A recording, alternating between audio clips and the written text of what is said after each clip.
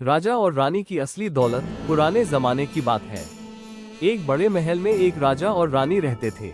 उनके पास सोने चांदी के खजाने, नौकर चाकर और बेहिसाब गहने थे, लेकिन फिर भी उनके दिल में सुकून नहीं था। रानी ने राजा से कहा, हमारी दौलत तो बेहिसाब है, मगर दिल खुश क्यों नहीं रहता? राजा ने जवाब दिया, शायद हमें अपनी खुशी महल से बाहर ढूंढनी होगी। अगले दिन दोनों साधारण कपड़े पहनकर महल से बाहर निकले।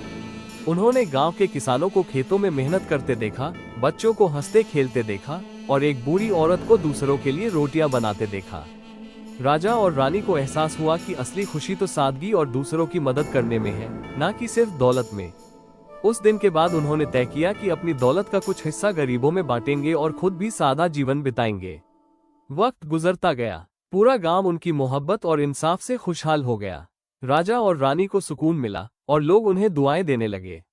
सबक: असली दौलत सोना चांदी नहीं, बल्कि दूसरों के दिल जीतना और मोहब्बत बांटना है।